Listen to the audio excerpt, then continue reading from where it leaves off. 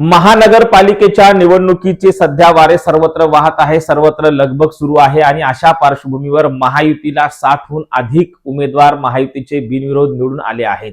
बिनविरोध हे खरं तर आपल्याला सर्वांना माहितच आहे। बिनविरोध खरंच यांना कुठला विरोध होत नसेल काय? या देशामध्ये खरं तर स्वराज्य निर्माण करणाऱ्या छत्रपती शिवरायांना देखील त्यांचा राज्यकारभार सुरू करत असताना किंवा त्यांना राज्यकारभार आपल्या हाती घेत असताना राजगादीवर बसत असताना त्यांना देखील विरोध झाला। तेवढंच नाही तर मानवतेसाठी आयुष्य झगडणाऱ्या आणि इथल्या मानवतेसाठी लढणाऱ्या, इथल्या मातीतल्या माणसांना उभं करण्यासाठी लढणाऱ्या असंख्य महापुरुषांना देखील प्रचंड विरोध झाला। दुसरीकडे आपण पाहतोय या देशामध्ये देवी देवतांना देखील विरोधक आहेत। तर हे कोण लागून गेले की ज्यांना बिनविरोध लोकांनी निवडून दिले असं ते म्हणत आहेत, त्यांना विरोध झालाच नाही। नेमका यांना विरोध झाला नाही का? नेमका विरोध नाही झाला तर मग हे लोकशाहीसाठी घातक आहे का? आणि महायुतीचे कोणत्या भागातून किती उमेदवार बिनविरोध निवडून आले, शिवसेनेचे किती आले आणि कोणाचे किती आले, याचा आपण आढावा घेणार आहोत। खरं तर हे लोकशाही समोरचं संकट आहे। बिनविरोध असणं म्हणजे लोकशाहीसाठी संकट असणार आहे, कारण लोकशाहीमध्ये विरोधक हे खऱ्या अर्थानं लोकशाहीचा आत्मा असतात। विरोधक पाहिजे, प्रश्न विचारायला विरोधकांची गरज असते आणि असे विरोधक जर वरचेवर नामशेष होत असतील, विरोधच होत नसेल तर हे खरंच विरोध होत नाही का? याच्या पाठीमागे नेमकं आर्थिक काही कारण आहे का? या सर्वांचा विचार या व्हिडिओच्या माध्यमातून या सर्व प्रश्नांची उत्तरे आपण पाहणार आहोत। नमस्कार, मी डॉक्टर नागराज मगरे, शब्दयोद्धा लाईव्ह मध्ये आपल्या सर्वांचं मनपूर्वक स्वागत। आपण आमच्या चॅनलवरती नवीन असाल तर खालचं काळं बटन दाबून सबस्क्राईब करा, जेणेकरून आमचे नवे व्हिडिओज आपल्यापर्यंत येतील। तर आपण पाहत होतो की महानगरपालिकेच्या निवडणुकीचं वारं सर्वत्र सुरू आहे आणि आज धक्कादायक बातमी काल समोर आलेली आहे की 60हून अधिक बिनविरोध उमेदवार जे आहेत ते महायुतीचे निवडून आलेले आहेत। आणि मग हे बिनविरोधचं वारं सध्या सुरू आहे, हा पांडा सध्या सुरू आहे आणि तो लोकशाहीसाठी घातक आहे। असं म्हणतात की विरोधी पक्ष, विरोधक हे लोकशाहीचे आत्मे असतात, कारण त्यांच्याच माध्यमातून लोकशाही जिवंत ठेवता येते। जर विरोधक नसेल तर लोकशाही खऱ्या अर्थानं मजबूत होत नाही किंवा लोकशाहीच नसते। आणि लोकशाहीमध्ये विरोधक असणं गरजेचं आहे, कारण लोकशाहीच खऱ्या अर्थानं प्रश्न विचारायला संधी देते आणि त्यामुळे जर विरोधकच नसतील तर ती लोकशाही कसली किंवा ती लोकशाही जिवंत आहे का नाही हा देखील प्रश्न पडतो। आपण पाहतोय कोणत्या भागातून किती उमेदवार बिनविरोध निवडून आले त्याचा आपण थोडक्यात माहिती घेऊयात। यामध्ये आपल्याला सांगता येते ठाणे, कल्याण, पुणे, पिंपरी चिंचवड, जळगाव यासह अनेक महाराष्ट्रातल्या इतर महानगरपालिकेमधून 60च्या वर उमेदवार खरं तर बिनविरोध निवडून आलेले आहेत। त्यामध्ये आपल्याला सांगता येते कल्याण आणि डोंबिवली हा खरं तर भाजपचे प्रदेश अध्यक्ष रवींद्र चव्हाण यांचा हा मतदारसंघ आहे आणि या मतदारसंघामध्ये जवळपास 15 उमेदवार भाजपचे हे बिनविरोध आलेले आहेत। आता मोठं आश्चर्य आहे की 15 ठिकाणी खरंच इथे देवी देवतांना विरोध होतो, छत्रपती शिवरायासारख्या व्यक्तीला राजगादीवर बसताना विरोध होतो आणि हे 15 जे काही रवींद्र चव्हाणांच्या मतदारसंघातून निवडून आलेले लोक आहेत, खरंच यांना विरोध झाला नसेल का?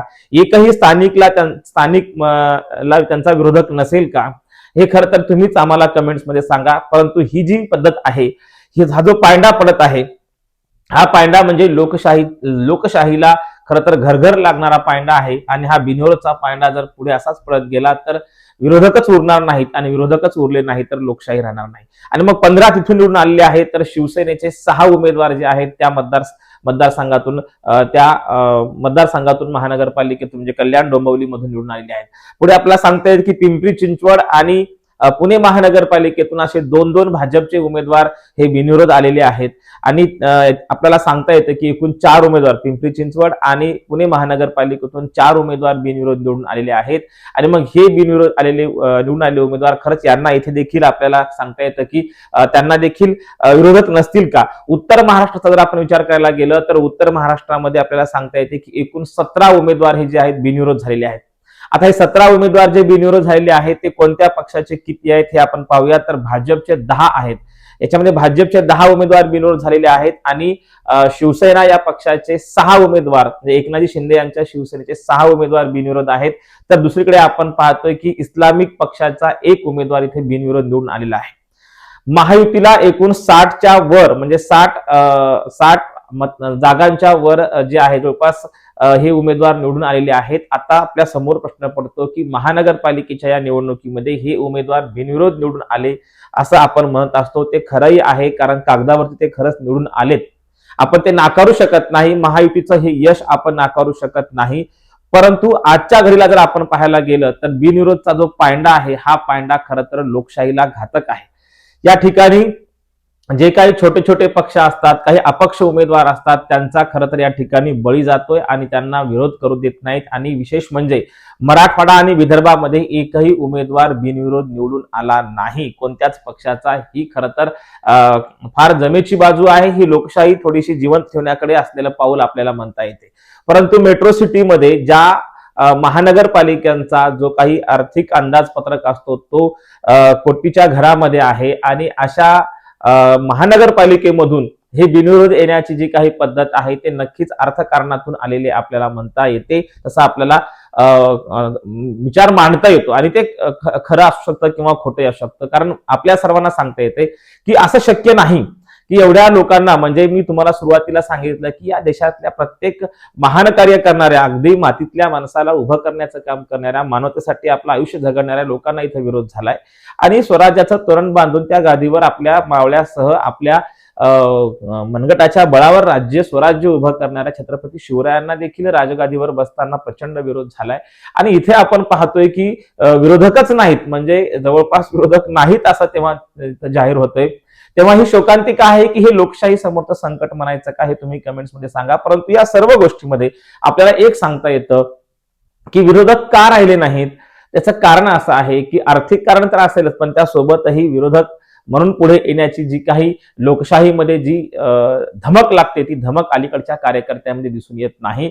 कारण अशा ठिकाणी 15-15 आणि 10-10 लोक जर बिनविरोध निवडून जात असतील तर मग लोकशाही पाहिजे कशाला.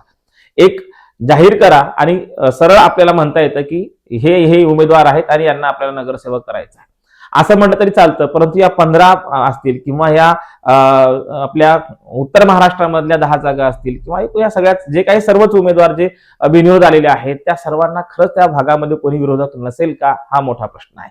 आणि मग अशा पार्श्वभूमीवर हे लोकशाहीला घातक आहे. या देशातला महापुरुष, या देशातला मानवतावादी कार्य करणारा प्रत्येक संत महात्मा या सर्वांना, अगदी देवी देवतांना देखील विरोध झालाय. परंतु हे कोण लागून गेले, मोठं आश्चर्य आहे की यांना विरोध होत नाही. हा जो पायंडा पडलेला आहे हा पायंडा लोकशाहीला घातक आहे असं म्हणावं लागेल. एकूणच काय तर महायुतीला निवडणूक निकालाच्या आधी बिनविरोध 60हून अधिक जागा मिळालेल्या आहेत आणि यातूनच खरं तर महायुती येणाऱ्या निकालामध्ये आपली काय जादू दाखवते हे पाहण्यासारखं असणार आहे. त्यामुळे विरोधक देखील धास्तावलेत, काही ठिकाणी विरोध करणं देखील बंद झालंय. नेमकं हे असं का होतंय, हे लोकशाहीला घातक आहे का लोकशाही मजबूत होत आहे, हे आपण कमेंट्स मध्ये नक्की सांगावं. धन्यवाद.